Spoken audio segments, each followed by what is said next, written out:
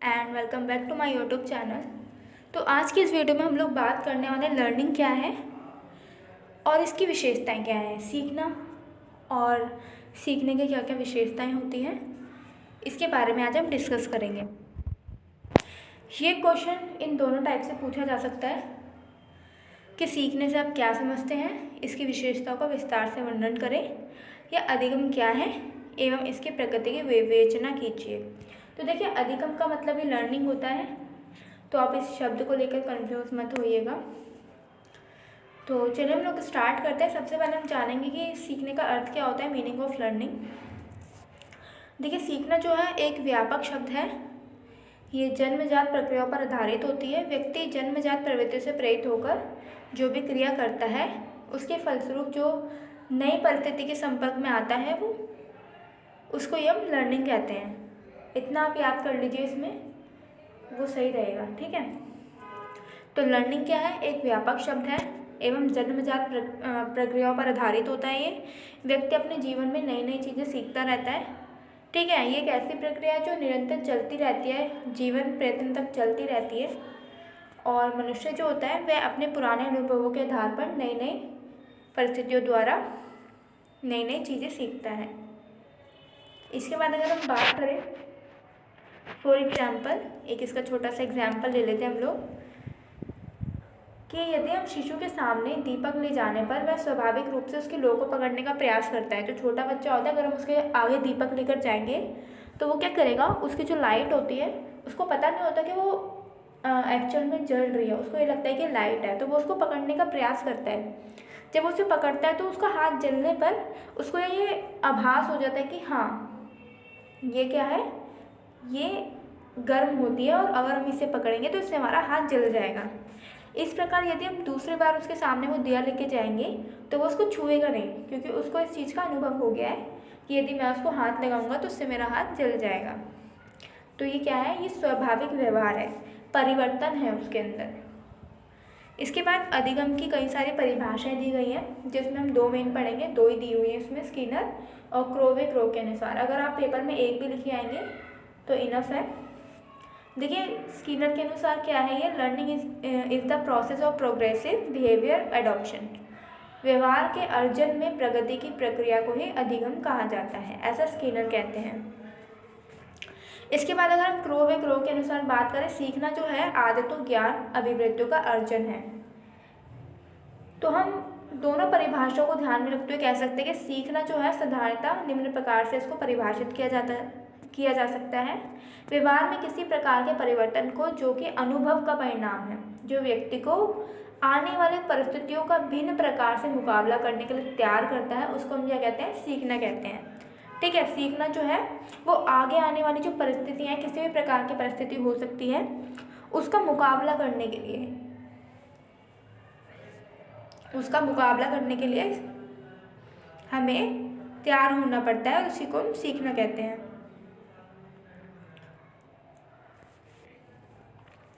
इसके बाद अधिगम की कई सारी विशेषताएं भी होती हैं, तो हम एक एक करके इसको डिस्कस कर लेते हैं। देखिए, पहला हमारा है कि लर्निंग इज़ यूनिवर्स। लर्निंग जो है वो सार्वभौमिक है। सीखने का गुण केवल किसी विशिष्ट स्थान या विशिष्ट मनुष्य में नहीं होता है, बल्कि ये संसार में सभी स्थानों में तथा सभी जीवधारियों में पाया जाता है। जैसे कि पशु, पक्षी, कीड़े मकोड़े सब जो है ये नई नई चीज़ें सीखते रहते हैं। जैसे मनुष्य जो होता है, जब उसका जन्म होता है तब से ही वो सीखना स्टार्ट कर देता है। इसी प्रकार जो जीव जंतु होते हैं, वो जब पैदा होते हैं तो उसके बाद से ही वो चलना स्टार्ट करने लग जाते हैं धीरे धीरे। पक्षी होते हैं वो उड़ने का अभ्यास करते हैं। तो क्या है, लर्निंग ही है, और लर्निंग जो है वो यूनिवर्स है। इसके बाद हम सीखना क्या है, सेकंड पॉइंट है हमारा, सीखना संपूर्ण जीवन चलता रहता है। Learning is a life long process है ये, ठीक है, कभी भी रुकता नहीं है। लर्निंग एक ऐसा प्रोसेस है जो कभी भी रुकता नहीं है, लाइफ टाइम तक चलता रहेगा। व्यक्ति जन्म के समय से ही अपने माता पिता, भाई बहन, अपने परिवार के सदस्यों से सीखना आरंभ करता है। सबसे पहले ऑब्वियस ही बात है, हम अपने माता पिता, अपने भाई बहन, अपने परिवार से सीखना स्टार्ट करते हैं। उसके बाद क्या होता है, हम धार्मिक संस्थाओं, अपने फ्रेंडों के साथ, विद्यालयों में अन्य व्यक्तियों द्वारा कुछ ना कुछ सीखते रहते हैं। सीखना क्या है, विकास है। Learning is development. व्यक्ति को प्रत्येक क्षण कुछ ना कुछ नए अनुभव प्राप्त होते रहते हैं, जिससे वह सीखना स्टार्ट कर देता है। इसके फलस्वरूप उसका शारीरिक एवं मानसिक विकास होता है। इस प्रकार सीखना ही विकास का आधार है। पेस्टोलॉजी ने वृक्ष और फ्रोमेल ने उपवन के उदाहरण के द्वारा सीखने की इस विशेषता को स्पष्ट किया है। आप ये नेट पर डाल के एक बार देख लीजिएगा, आपको इजीली थोड़ा ब्रीफली उसमें मिल जाएगा। इसके बाद सीखना क्या है, परिवर्तन है। Learning is a dynamic, okay. व्यक्ति अपने तथा दूसरों के अनुभवों के आधार पर अपने व्यवहारों, विचारों, इच्छाओं, मूल प्रवृत्तियों, भावनाओं आदि में परिवर्तन करता है और वास्तव में ये सीखना है, ठीक है। ये बात किसने कही थी, गेट्स तथा अन्य विद्वानों के विचारों को स्पष्ट हो जाती है। उनका मानना भी यही था कि सीखना अनुभव प्रशिक्षण द्वारा व्यवहार में परिवर्तन ही सीखना कहलाता है। सीखना क्या है, अनुकूल है, सीखना अनुकूलन है। Learning is conditional. वातावरण से अभियोजन करने के लिए व्यक्ति को अनेक नए व्यवहारों, क्रियाओं, भाषा, उठने बैठने के तरीके, रहन सहन, रीति रिवाज आदि सीखने पड़ते हैं। सीखने के बाद ही व्यक्ति नई परिस्थितियों में अपना अनुकूलन कर सकता है, ठीक है। इसके बाद सीखना अनुभवों का संगठन है। Learning is a collection of experience. सीखना ना तो नए अनुभवों की प्राप्ति है और ना ही पुराने अनुभवों का योग है। सीखना वास्तव में नए और पुराने अनुभवों का संगठन है, ठीक है। हम नई चीज़ें सीखते हैं, पुरानी चीज़ों को याद करते हैं। मतलब अगर हमने कोई लॉ, मतलब कि हमने बहुत पहले कुछ पढ़ा है तो ऑब्वियसली बात है वो हमें अब भी याद रहेगा या नहीं भी रह सकता है। बट क्या है, इन दोनों का आपस में क्या है, कनेक्शन रहता है, ठीक है।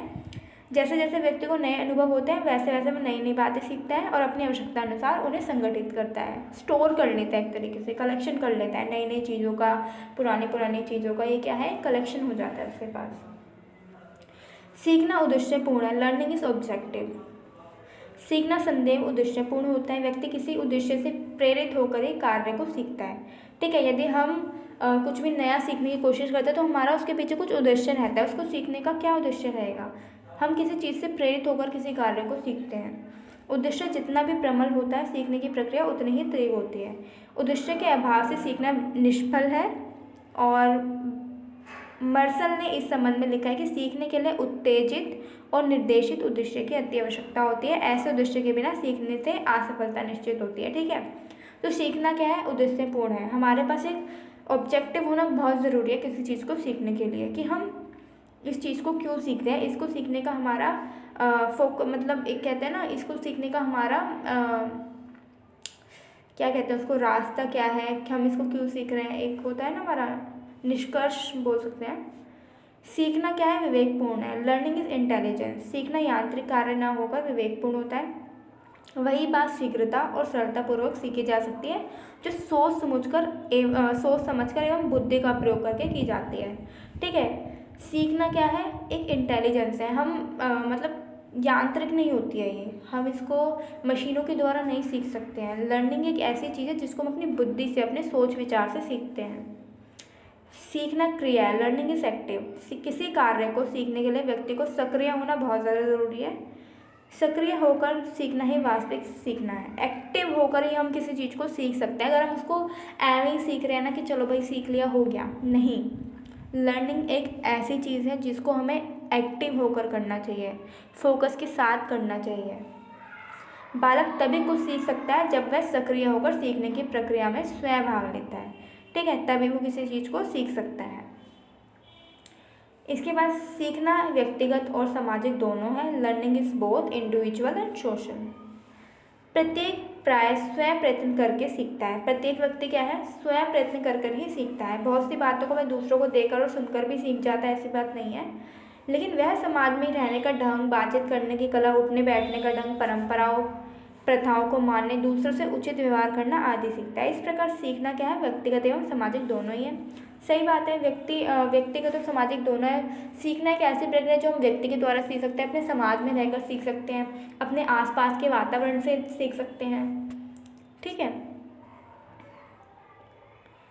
सीखना वातावरण की उपज है। Learning by environmental. बालक सदैव वातावरण के प्रति प्रतिक्रिया के फलस्वरूप ही सीखता है। बालक जैसे वातावरण में रहता है उसी के अनुसार वह सीखता है।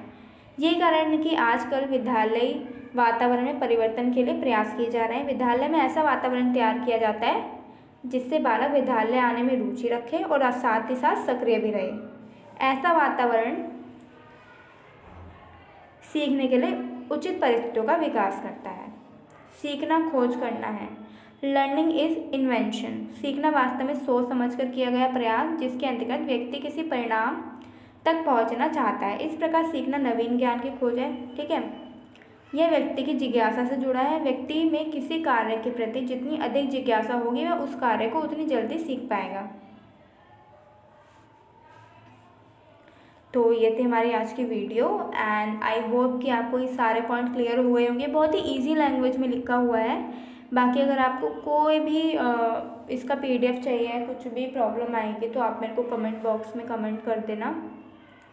बाकी मेरे चैनल को सब्सक्राइब कर देना आप, अगर आप मेरे से बने रहना चाहते हो और ऐसी वीडियो आपको मिलती रहेगी मेरे चैनल पर। So thank you so much for watching my video.